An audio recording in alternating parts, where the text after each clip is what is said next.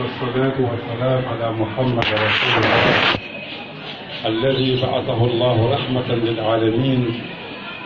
الذي قال الله فيه وإنك لعلى خلق عظيم.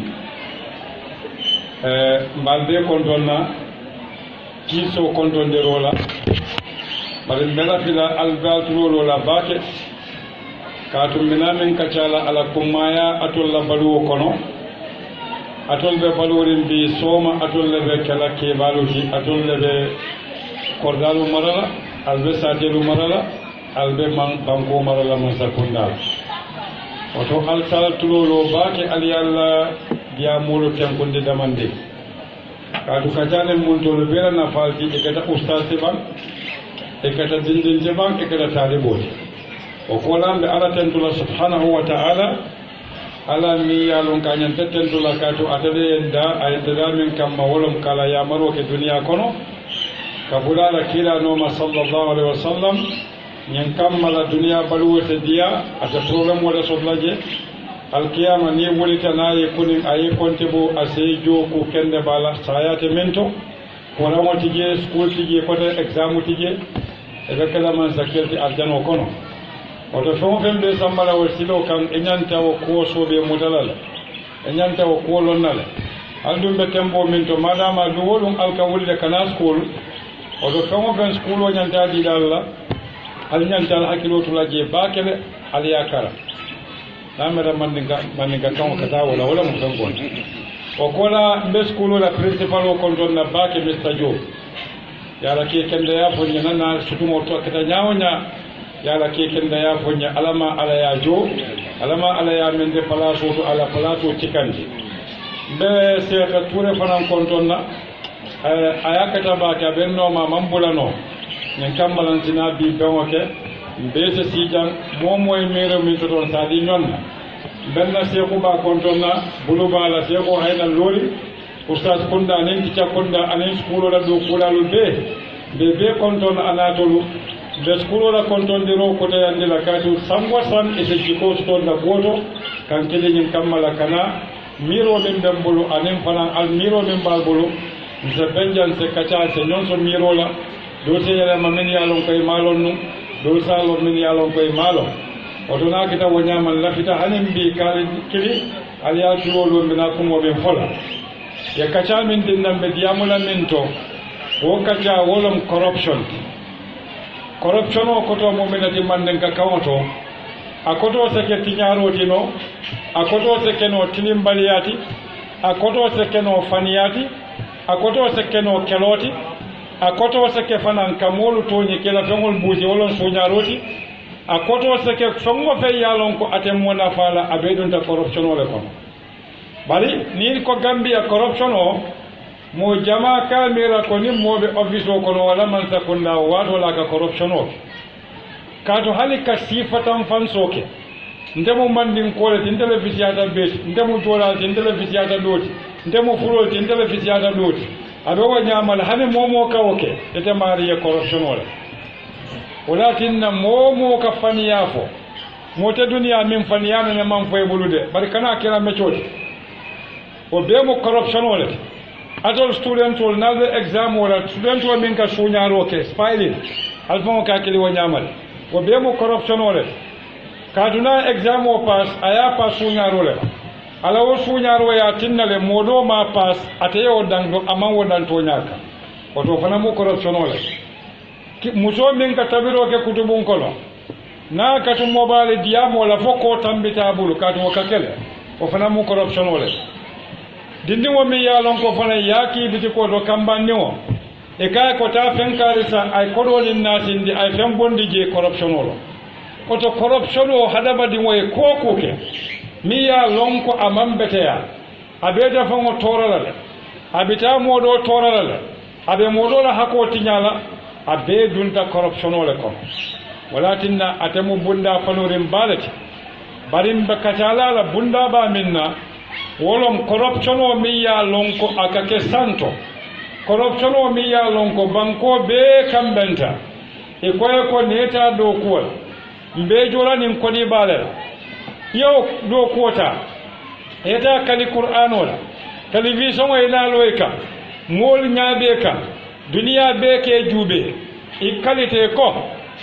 qualité ala la mi yenda ye bulola qur'ano ka i konte yen sasidin do ko minna mbake la ñaamal nda tilim baliya kala je nde fasaro kala je yalo nin kumo kuliyata ba kala de nin wawato tambita doron kadi kili womari ka suñaro ka hani min bije sanje mu wan abuka suñaro walakin na niya korotin na dulalu to wajimano ka do ko kele sanje mu wan ala joman kafu ala alhalo man falin ala batabe kafuka bari moye palasi badi ala doron kari kilin doron nabe nyantam bungo kono isiaja ay bunjawolo oto corruption wona taji kato ala joma tinna ayo bunjawolo fen jama ka wala ke konote mabula minna do kalita le kate wokel corruption o mu kujaw balati wala tinna na façon faliya corruption o tiyata mo kunda wo mo kundato corruption o tiyata banko bankuto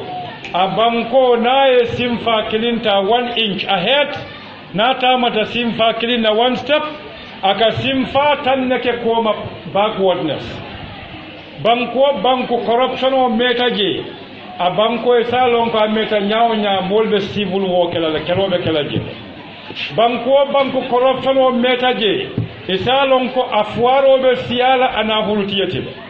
banko corruption o siyata je e salon ko molbe islamo kala nafiki yala kan ibe salila bake ibe sadabo la bake bari ibe kuriya min kala kullo kono han iblisa ta hanila kala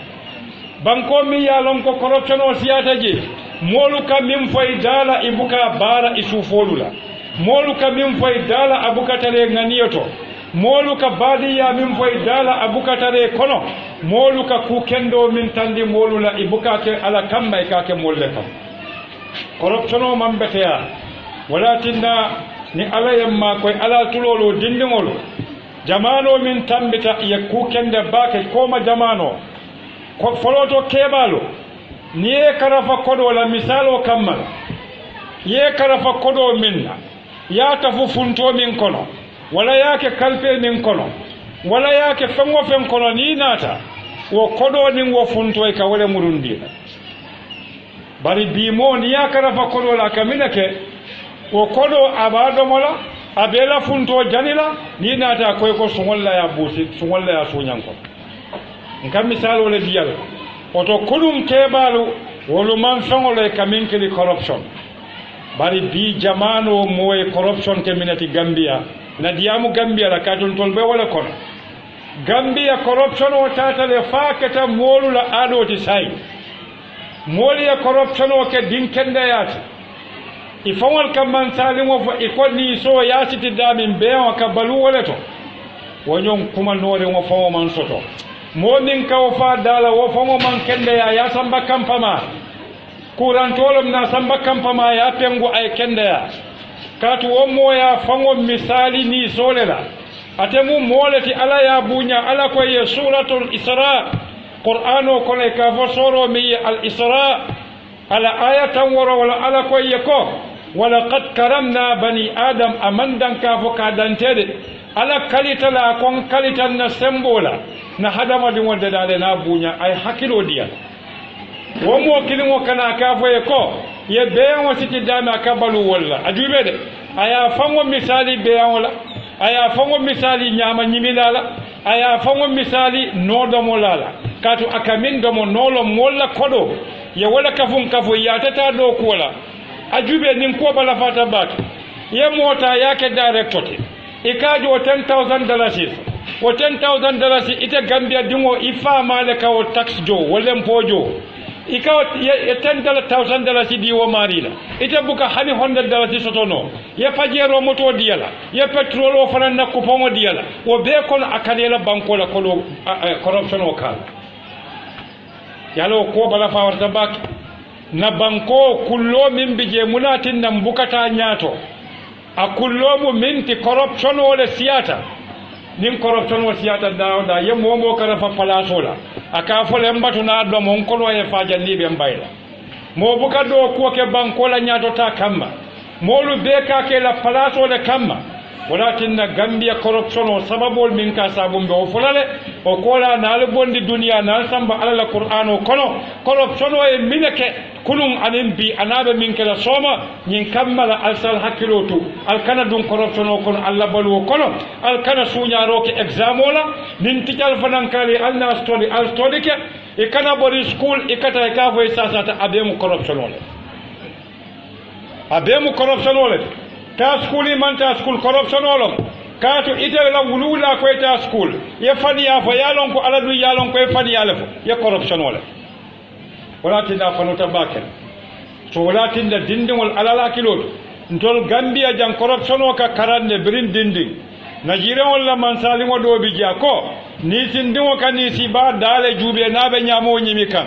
barin tol la janna kunna falinde madama ni siba ka nyamo nyimi oto ni sindimo fana nyanta nyimi dal madama director ka corruption o ke oto dindingol fana nyanta corruption o ke lan tol ka tamandi wo nyama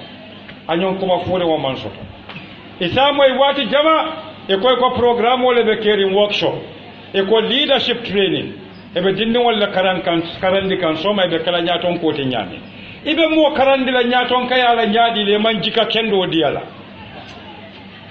o bala fa warata le kamo e gambia mo kumma balu ika foko alnata workshop la alnata 3 days workshop wala nata dindi wal karandi leadership quality la wala mankuto min nyannata la nyaton kobul ite keba min ka woke mankutu tete bala min ba tandila dindi wala ko ite nyanta karandi la nyaton kayala nde malon tol kata dami ninte ben nano e ka bondi television wolto wo mol fawol man kende ya sako min kata workshop wolto min te bulita dilano min te foloto kebal ka molu karandi jikola e jikole la e buka mol karandi nim bulak bodo nin diamu kensa wonna wala tinde nin ko bala fawarta bakele so dindingol atollon problem woti sain bare atolle fana mu solution woti sain bare albekala solution woti nyaadile wala moli tara minibal nyaato ya tandi alla do ko kono jiko kono diamu nya kono kuke nyoya kono ko corruption o ka banko samba nyaatole walla nim banko doya tale nase sanji tandulu ni sanji woro wala balu hanim bi silo manso hanim bi ko lobitani manso amanke ko mansa kunda ambe keri wala yakede ametele birin cuk mansa kunda nata akadole keta min mambetaya mansa kunda fa wadam mabuka banko doku banko din wala ka banko doku talibe bijan student ni dun da school o kono somanda akata yek nyamo bondi ye fennori mo bondi school o kono school o be seniyala momo be sede la sokoro ni fennori mo je kayto funto songo fe ya cika ya bondi silo kan tate be seniyala so ninno mu ikan molu karandi nyato tala tenne ibukata hotel oto dolo iko workshop wole bembulu ikan mol karandi leadership quality juma tubabu leadership bang katu tubabu wole leadership londe de katu wol ndi hale dala sikilin sunya newspaper sa bondi ni abonda seritai barin tol la nyaton ko lu buka kontali foni ena de television de ko ye sungo wala ye samba koti ko ye sungo o wato le ka kontan ka tambi fongo beti ni kay resign attention resign la ni kay binom ako dalili te molbul ngol yaaje be sunyal wala problem wole be corruption o man betaya amanke kodi sunya dammati jikanta ya famu corruption wole wala tinna abe bankuto amolu beka palaso le nyini buka londo nyini corruption o tiata bankuto mol ka kayto le nyini pour yeke directoti bari maka e buka londo nyini pour jiko e betia wala benna bankoka nimman fan criticize kana wandi mol criticize hada madi mo et wala mu foltoti ifan wala mistake oti kana fo wali kanilo mistake oti momo kata wandi mistake o nyini ite mari mu professor ti mistake o kono kate banni fongo bal oto nan fongo criticize na ngaybolo membe mbala ni ngalon doron ilaje mbe da halal so wala tinna corruption o falu batala atol membe karam bungoto atol talibol atol studentolo tijal lomban ustaso lomban tolu be min kadiyabo na kata corruption o ka bankaram bungolat dindingol nyanta karandi la karam bungol to ko corruption o e bang akaba nyaadile talibolu kana je mka manyake miya lonko corruption o lo na fon kale corruption o mo minati femmo fembe hakilo tinyala abe jiko tinyala abe balajato tinyala abe wandi hako nasila ibe fengo fola min manke toñati ibe fan tandile ko min be bulu o tumate bulu o be dunta corruption wala ko bari mbina be fola le moni asab ni be mu jamba solti ka kumo dayele jannim be dunda minum corruption katu angale kawlo bari to la kawta ko to mo minati walam fasada arabu kawto walam fengo min tiñata fa tolita fa tiñata atede dano la kota dum corruption o kamunte le ko dolo anin tay anin siga anin kuruwo bari kana kuruwo nin ataya ke kafuyi katu wolninul mankili katu tay wo haramutale dolo wo haramutale bari ka dalila nyami mo ka dolo min nyami dolo ka diay wo nyamale kodi corruption o nimmoy corruption o nene abuke fonyola walakin na misalin din di Allah na palaso di minu la masala nim ko electricity courant na tata banta kata contrat ko nyini pour company min binani banko la courant de dala yali yale kamina ke e kata wo company yale kay ko naman sa kunda minister le kanin kede anin director naman sa kunda be contrat ko dile la pour yenna courant de da bari la contrat ko ko non defa nan la fita je 25% la halin ko mo moy ba yo 25% wo transfer la account to aina yo company nati bawo ay fendamo company bulu sai wo company be hajila la atata hajila ka kuma fo wali hadi wal mla contrat ko manta nyama ata hajila bawo ay kulo do ma balanta account ay wuli jama kala account ko tili kunte ba isaja ay pajero san tili kunte ba asita badala ay wala estate o san 1.8 million iba fulani yakulo ba mun tole wato mo sulu ayela sajele sunya ite sulu wala mata ayela sajele sunya katu ay bankola kolola sunya bidun nabo pajero kono bitu ayala fe weri fingol betelendi aya condition o bali pala ite min kalem pojo e banin tili kando kono e katara fola ba e camera ko nisi kun jonkila so nin kolbe tenne corruption o en kanyonne ne tenne asita le na fo e ka kenya min pour dinni wal yalon nale momo ja corrupt alta fo teacher alta fo director alta fo principal we corruption o man betia adunta dawda buka funtiji wati kili aka funti wala o mol min ka ke niye be tumbo niye bay do ko le ta do ko do ni se corruption kili ngokiji wala tinna faye tumbo bar janibe fotala woto dindingol mimbe kulu kan nawol kuluban dindingol mimbe wuli kan anen sonkudinde wol nawol deda ban corruption o sabo kana nyaadida hadama di wol la society katinale moka corrupt katu gambia fotata o tembole yaaje kariya bunjawolo imanji din kayalo nyaadida ita mol be noma ibarakantan iflango yeninlo yale ida mol be susunde kan ifana yeta sunyari bake wala droko wa fienalo tili kunte ba police ole na drug squad yemuta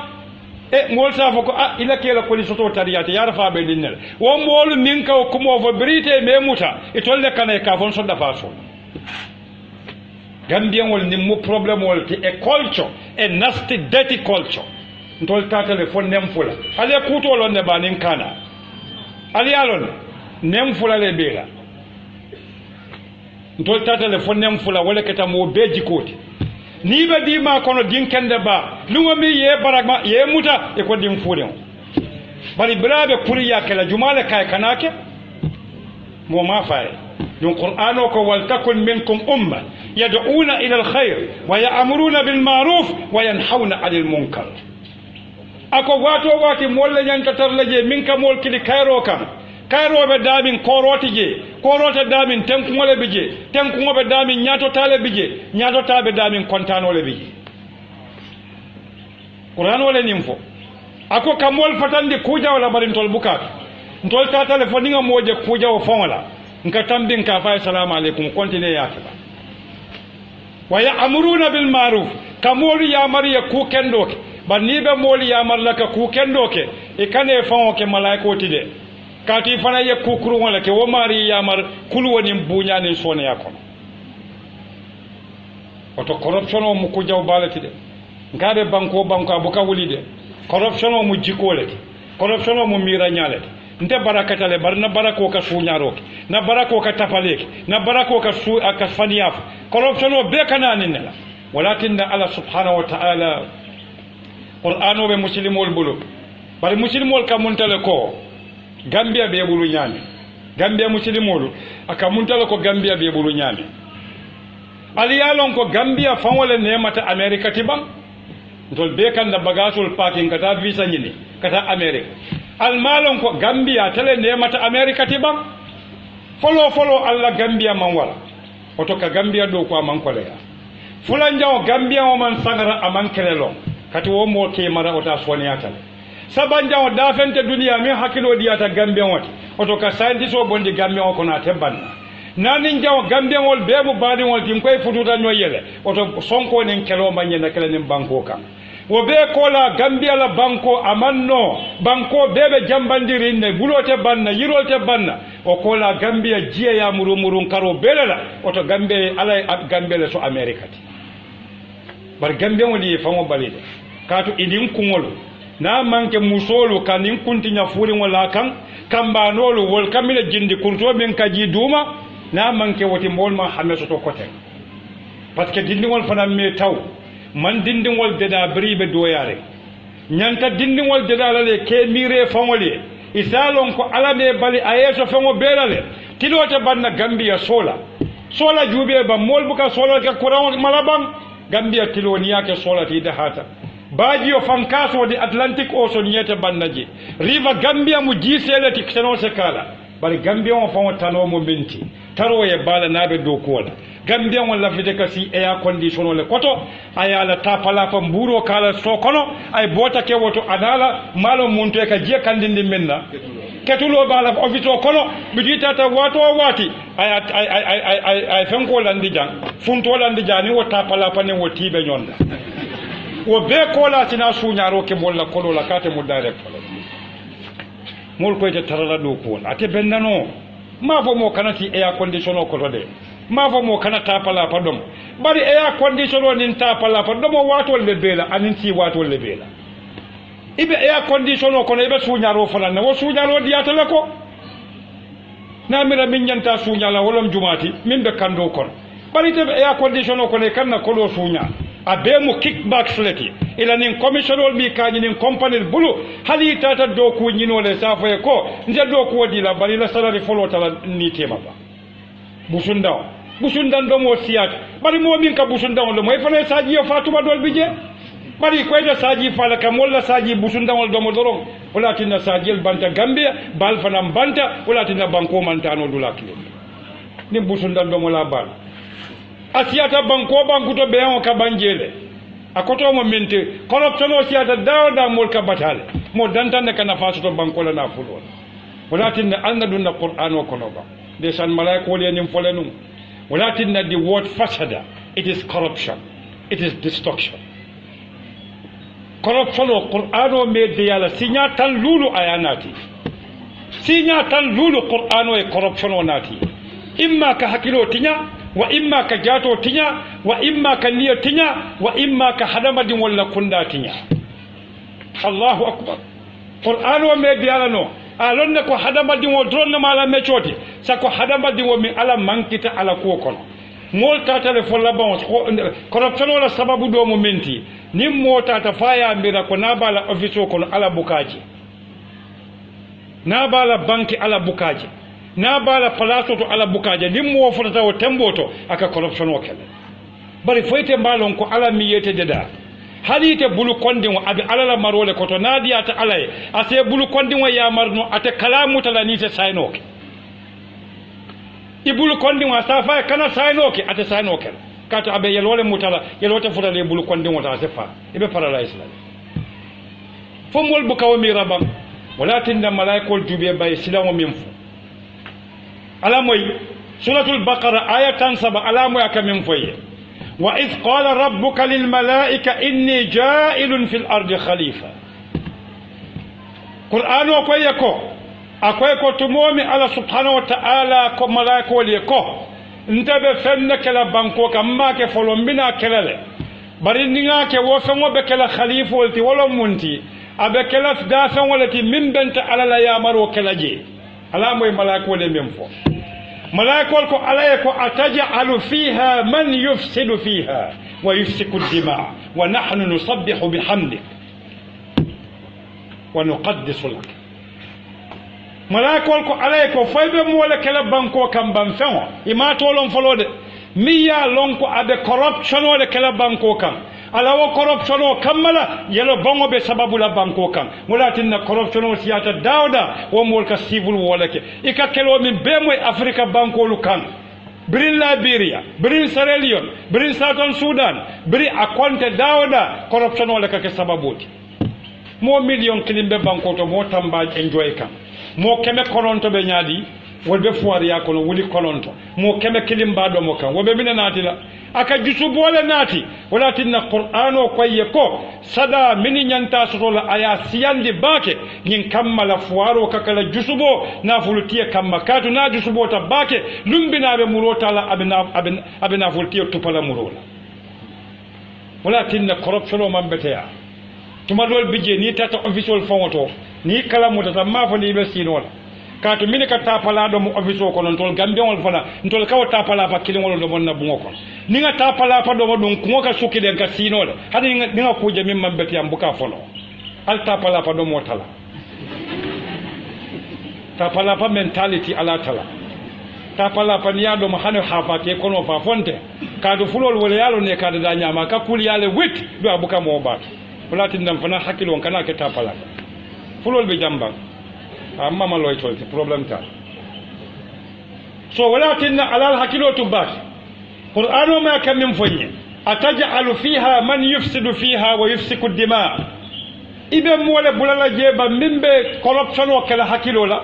abe corruption o kala hadama dingol niyela abe corruption o kala hadama dingol balola bari kan niyo corrupt nyaadile hadama dingol niyo ni lafta corrupt la wolom ikadi diya fengol le diya la mimba fango baramala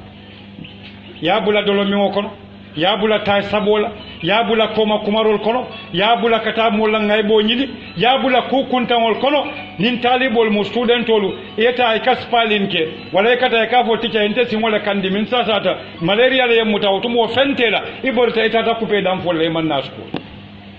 o be mu corruption wala abe mu bira jawole ka hadama dingo hakilo tinya anin ka niya tinya ka mira jaw ka niyo kono ka niya bondi ala noma ka niya samba setano noma ko min be kerin duniya bi atolla jamano adiyata baramandiya alla jamano diyata amandiya ni diya siyata le woni diya dun alaban laban ta nafala min ya sabu ikana je alla ni mobile nafa siyata to bake ni mobile social media jorangolo min sal nafa bari mobile o tata lefta bon faketa fitino ti gambia wolka du yani mobile o je corruption o min ka kacha ni mobile o ka ke sababu ti la ka corruption o nati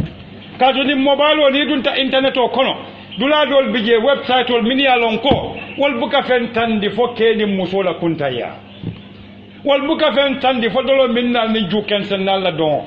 wol buka fen tandi fo ka fay ko 419 kuru ya ba kala nyaade du yaaje min bete ya min jawyata dindi woto wolom dindingo kana son aka kuriyaje nin dindingo ka kuriyaje anyala ata kamera ko wolom kubetoti na ke bata woto ko ni ka kubeto fele aka fay hani yente kala ni kuriya min na wolom kubeto walakin corruption o barakol moy kamem fo ataj'alu fiha man yufsidu fiha wa yafsiku dima oto yara fan corruption o kamineke aka tinnal hadama din wali ya keloke nim wali ya keloke yala bongola kije yala bongo dun kamina sata dol fa kafa dol baye fa dol kotwaye fa dol domale fa oto corruption o bambete ya walakin suratul baqara ala yamar malakul e yamaro kadinne folola bari jumale nata ke corruption wala nyaton koti wolom iblisati bari ala ko malaiko le sujudi adama e kabunya iblisa ko atata kala ayala mina kan ako ana khairun minhu akon telefisiyate ko nay sujudi mi yente da dimbalala ina tawde da munna potola aljam moy bang momo corrupta ike miraten momo ka corruption ok in iblisa den tabakilim fakilin la yalo muni asa momo ka corruption ok itaka fo molele ko tele nyamentalti nte musumo men te nyamentale niye molla kodo sunya e bunjawolo isa fo e kon tele fisiatal tin tele la kolo siatal o reni iblisa be dentale o to corruption mu iblisa yalet bari adama jube ba mi yalon ko afalanta ta fanyita ala la yamarola ala kay ko tenkon gadino kono bari fen kilin kana woke domoro ke dawda diyate ye bari fen kana ke oto atol talibol fanan madama albe dindi yarin alkabo alla suwo kono alkal kana school alkana sulu wala silota ale school silota ale sila do dundiji ale kumo moyle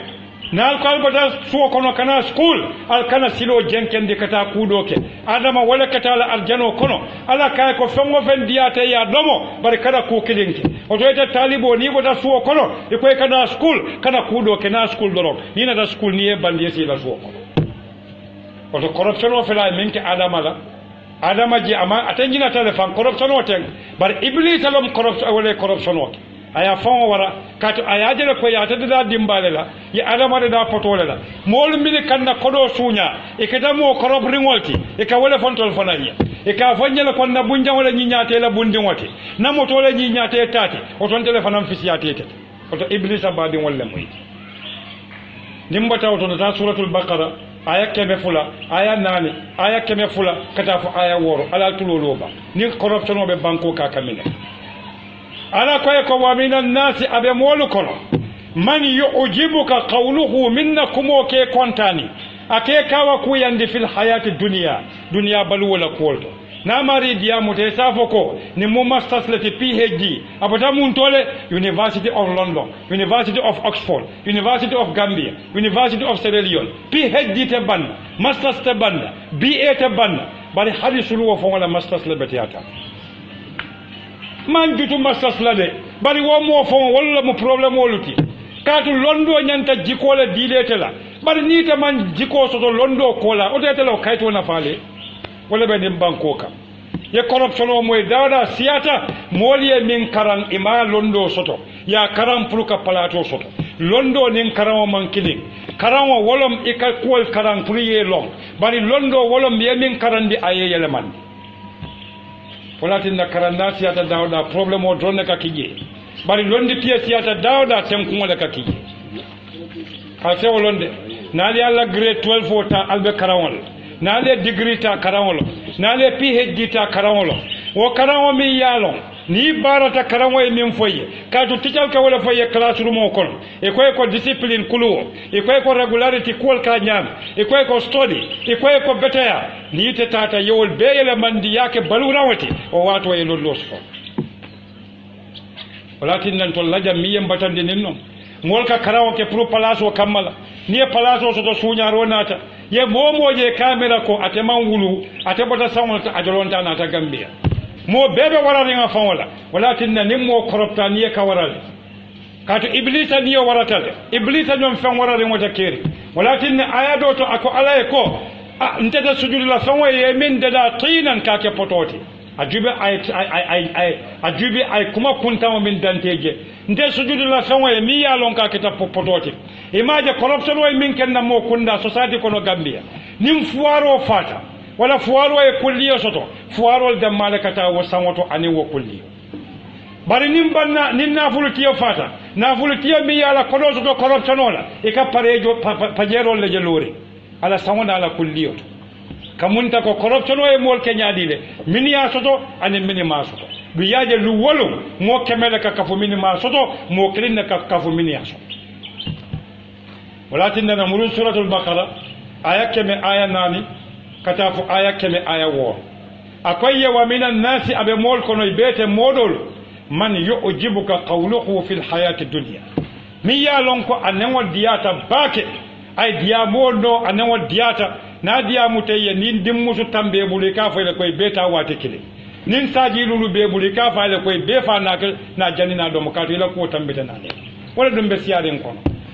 ويشهد الله على سيدي عندنا ما في قلبه من باس نموكم وموتي فاديا متواتو واتي أسافك والله انقلت الله أكبر دون مول من كيكي بلاسوتو نيبي بلاسوتو عليك منك يا قرآن ومت على مويد إكالو لي قرآن ومتيبولون إكالو كي دالا كاتي فمو بكا كاليدي مولا كالو فو إتول فنايا وكالو سينكا كوجلو قرآنو moya fo etoliya 57 television o be kan Gambia wol be nyaabela dunia be nyaabela e koy kalita ko ite suñaro kala ite jenkela ite fasaro kala e be tamala luwalla bari lungo me yewo ke minister wala yake director wala yake deputy director wala yake ambassador o lungo le kuriya fongo yiro ka tu ministre fonko o lungo la ka yiro falingi kato ni tata ya ite banku ni wala hajola isa fa ko protocol abe bishirin aka mina bisije nin telephone ken sanwote corruption on nat o telephone le bebu commission ni wala 25% dinna 10% dinna 12% dinna nakari makoyja nakari dundija mbe expose la ninna moyla do koti wala tinna manke kodo dammati jikanta yalla alla jammoy ba wa yushhidu Allah abi ala sayyidi andila ma fi qalbihi min ba sondo moko nalota kon kalita ay ala sayyidi andi min ba sondo moko ala ko wa huwa aladul khisab wo mole mu sonka moti mi ya lon ko ala sonko bukaba atalo mu moti mi ya lon ko ala jenko bukaba atalo mu moti mi ya lon ko ala problème o bukaba aladul khisam atalo mu kale nyomol be kale nyomu jawoti kato ataka banko mol kelele aka fon kele ay ala sedi andi kumomi ala bota jako wa idha tawalla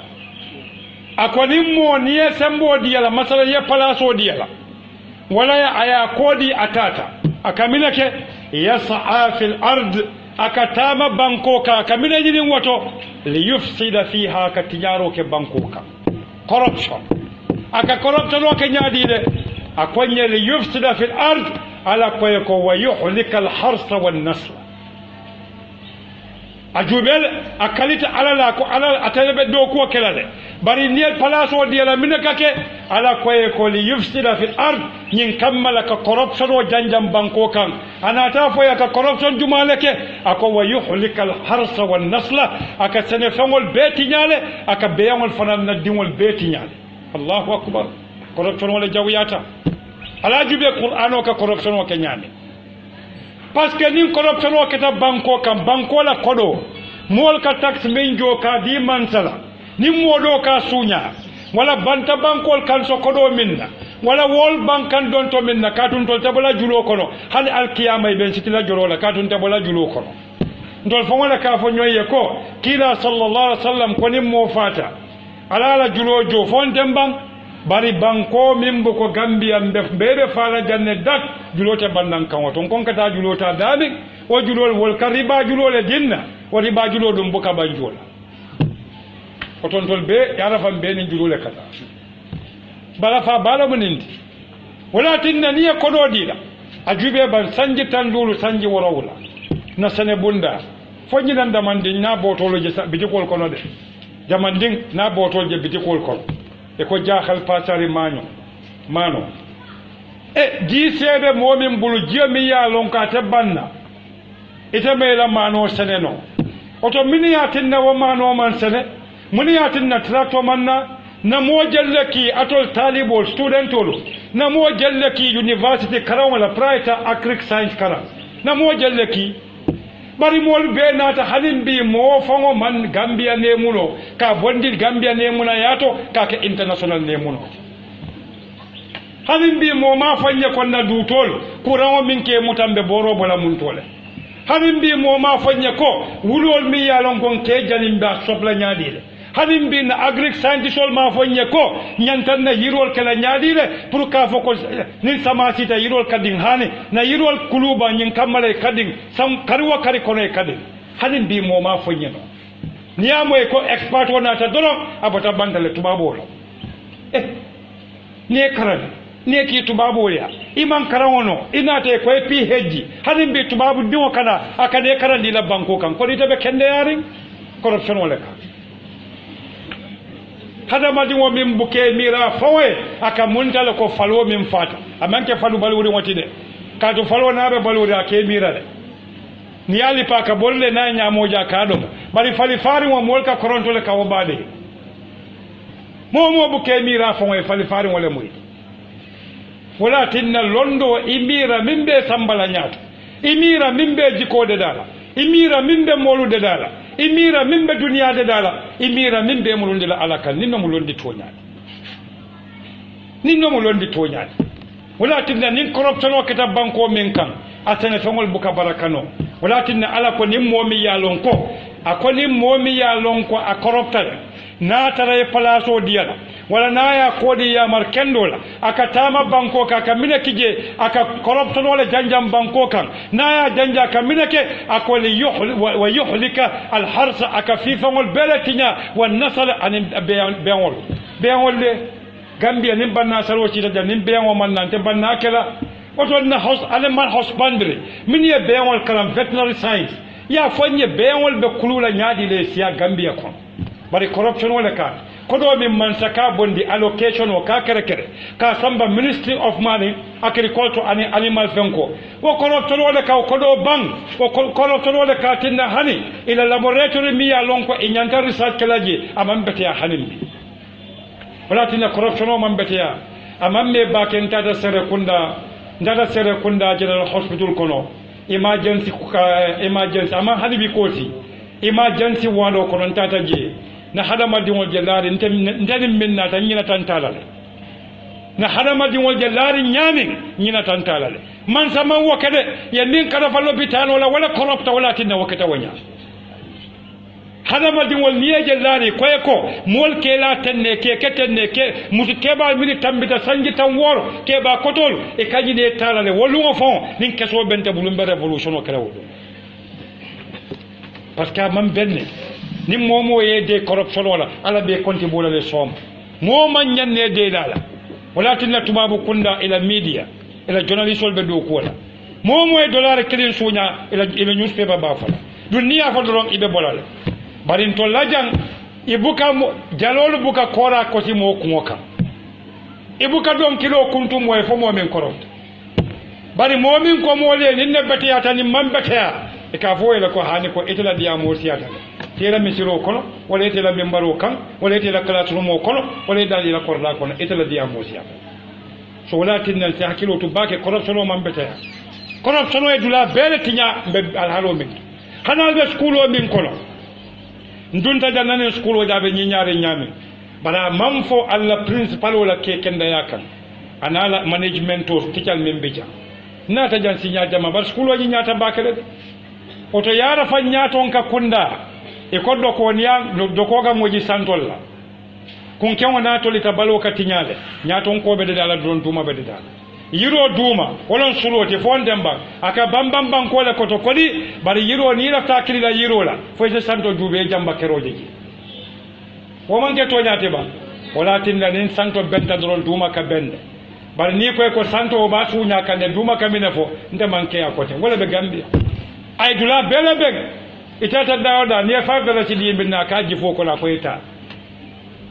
ka dun te to fole to be silo ka luwol te to fole karanta mota silo ka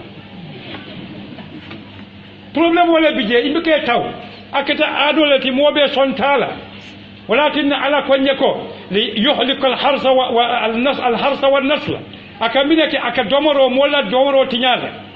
nin corruption be banko to konko ka siale nin konko siata sunyaro ni nyom fa ka siale ni nyom fa siata na meta mol ka kelo dun kamine ke aka tusano tumbunne aka mo kunda tumbunne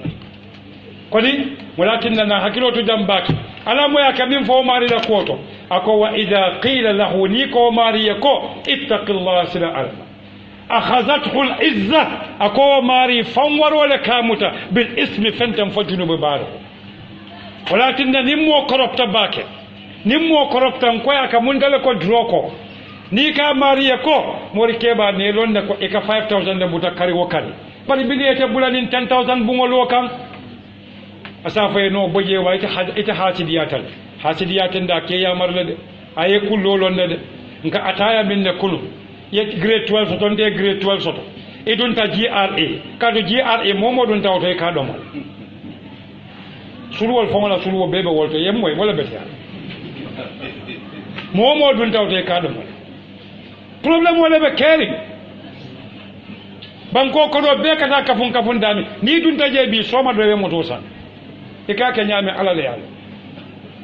so ni mu problem balati fon belom ustaz kundalom tica kundala be kurango bi jele fon sa jara bari momo e fango jara nyin kamala banko be la kurango sa jara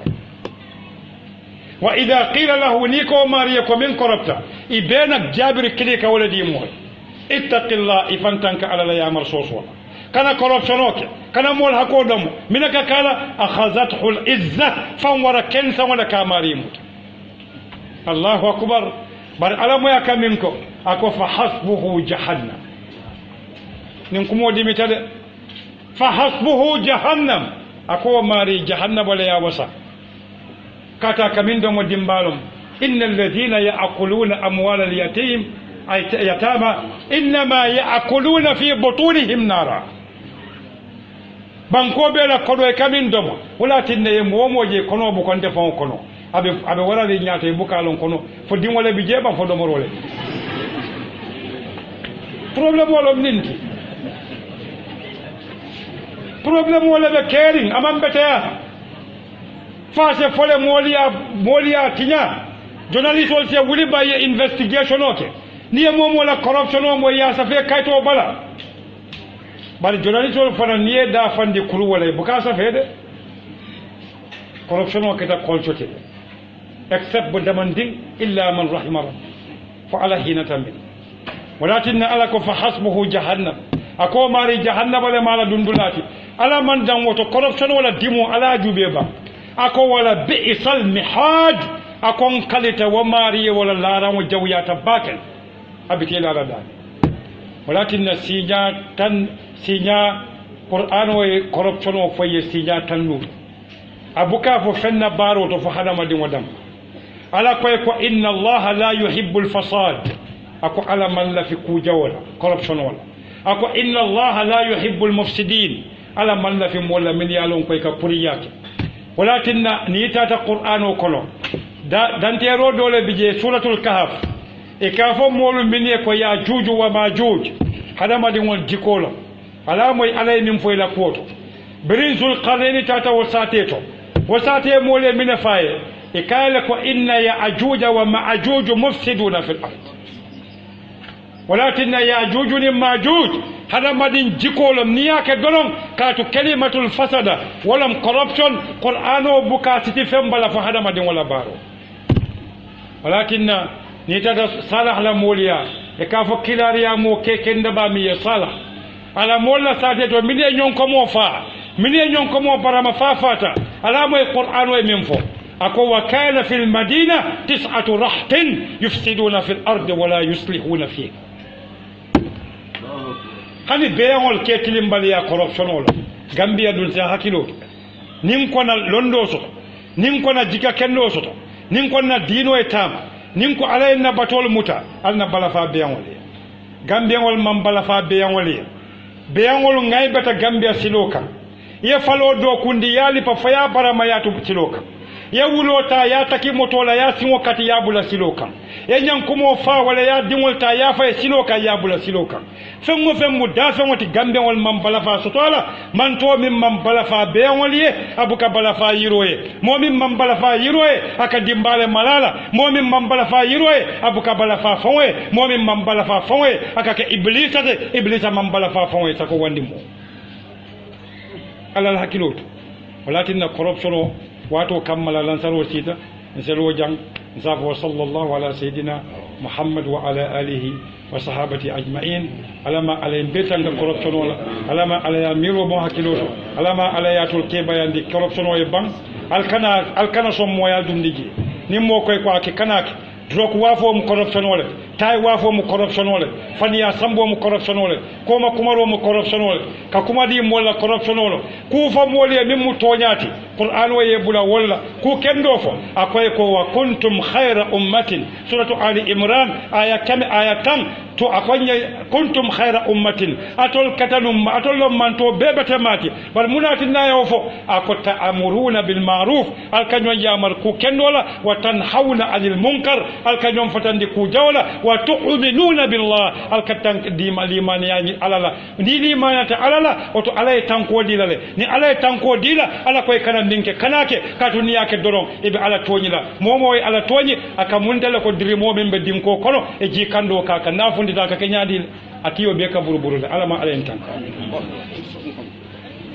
jazalla alhamdulillah